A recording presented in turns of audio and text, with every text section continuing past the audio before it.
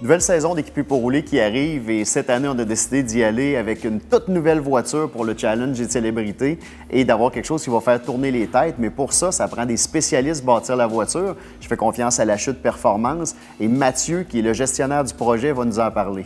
Exact. Donc, à la base, on a une super voiture avec le FRS. C'était super intéressant pour nous de vraiment améliorer les performances de l'auto, mais en pensant aussi à l'aspect sécurité. Fait que tu es en bonne main, tu as des préparateurs de confiance, puis on va apporter un peu notre savoir-faire qu'on a connu là, dans la préparation des voitures de course à même là, le FRS que les gens vont pouvoir utiliser cette année. Donc, plaisir et sécurité pour les artistes cette année. On regarde ça.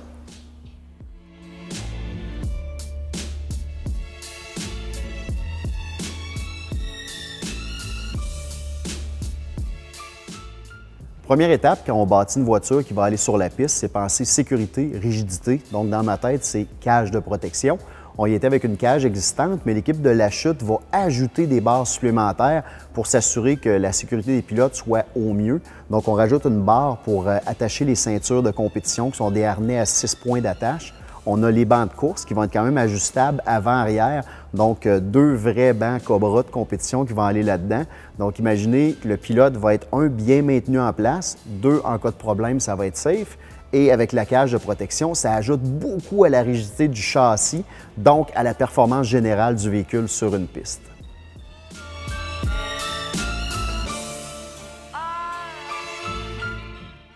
C'est le fun de travailler avec un châssis rigide, mais il faut aussi que cette rigidité aille jusqu'en dessous du véhicule. Donc, normalement, un élément faible d'une voiture, c'est les coussinets de suspension, donc les fameux bushings. Normalement, c'est en caoutchouc et c'est très, très mou. Ce qu'on va faire, c'est qu'on va y aller en uréthane et on a choisi des densités plus ou moins raides, dépendamment si c'était situé où sur la voiture. Ce que ça fait, c'est qu'étant donné que tout est monté rigide, ce qui peut travailler, c'est les suspensions. Et là, c'est fait pour ça. Donc, si on fait un bon ajustement, un bon alignement, notre voiture va mieux travailler. Si on regarde, si on en a pour toutes les tables de suspension, on a fait vraiment tout le dessous de la voiture. Et on a même été jusqu'aux supports qui vont tenir le différentiel. Donc, lors de changement de vitesse, au lieu d'avoir la transmission un petit peu qui bouge, le différentiel qui bouge, on réduit ces mouvements-là et on transmet la puissance au sol.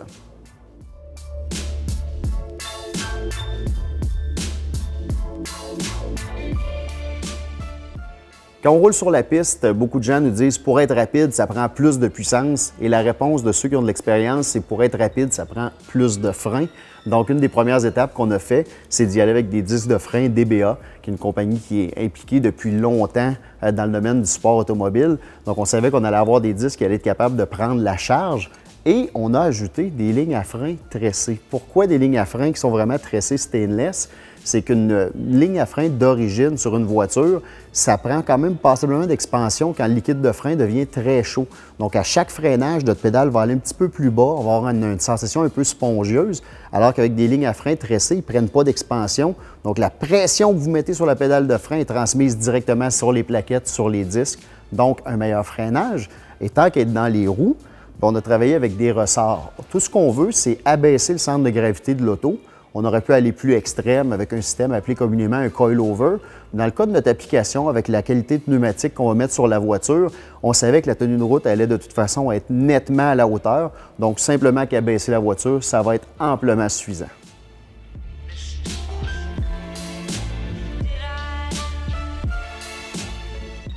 On a un bon châssis, suspension qui va être efficace, tout est vraiment monté rigide, des freins qui vont être à la hauteur. Mais ça prend quand même un peu plus de puissance, un peu plus de couple et un bon système d'échappement va y contribuer en plus d'avoir un son agréable. Donc, on va conserver simplement le collecteur d'échappement d'origine et à partir de là, tout est remplacé par des pièces de La Chute Performance. Donc, système de haute qualité qui va contribuer à nos sensations.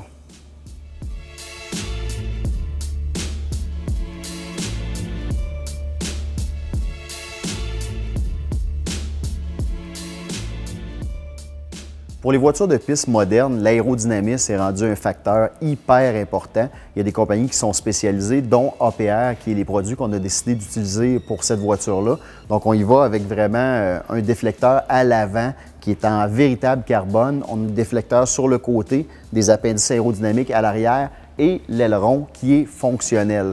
Donc, la voiture va être plaquée au sol encore plus. Donc, quand on va avoir des secteurs à plus haute vitesse, ça va être efficace. Et je vous le dis, l'allure de l'auto va être extraordinaire.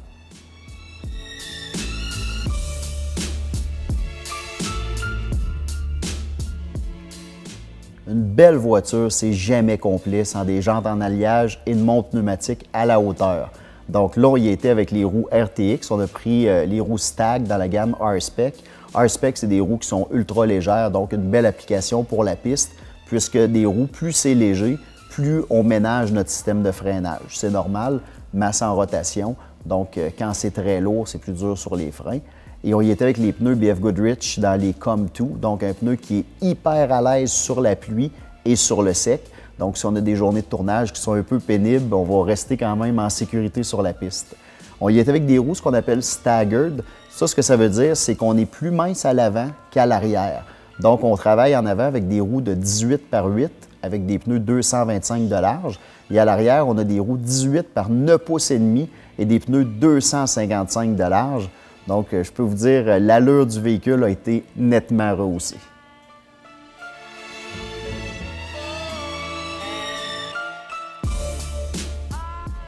Une préparation professionnelle, ça se termine souvent sur un dynamomètre. Le dynamomètre, c'est un outil de mesure qui est hyper pratique dans le tuning automobile. Ça nous permet de mesurer, dans le fond, la puissance, le couple et la puissance du moteur, et ça nous permet de reprogrammer en toute sécurité. Donc, avec cette voiture-là, on va utiliser le système EcuTech. EcuTech nous permet quelques cartographies différentes. Ce que ça veut dire, c'est qu'on en a une spéciale artiste, où est-ce qu'on va les protéger un peu d'eux autres mêmes. On leur met un filet de sécurité.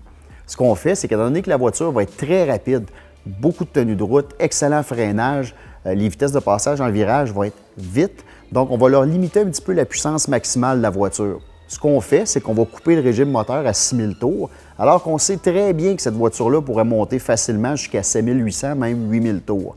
Donc, ce que ça va faire, c'est qu'en reprogrammant, on va avoir plus de coupe moteur, on va avoir quand même plus de puissance dans cette bande-là qu'ils vont utiliser. Et pour le challenge, de toute façon, ça va être identique pour tous les artistes qui vont le faire. Il va y avoir une deuxième programmation, la programmation Bibi, ici présent. Donc, quand je vais pouvoir m'amuser, soit dans des journées de lapping, dans des événements spéciaux qu'on va faire avec la voiture en dehors de l'émission, mais je vais faire sortir vraiment le maximum de puissance de la voiture et que je vais être capable d'aller utiliser là, tout le régime moteur disponible. Donc, quand vous allez voir les temps à la télévision, vous allez souvent vous dire « Oui, mais il me semble que cette voiture-là pourrait être plus rapide. » Oui, mais pas dans le cadre de l'émission.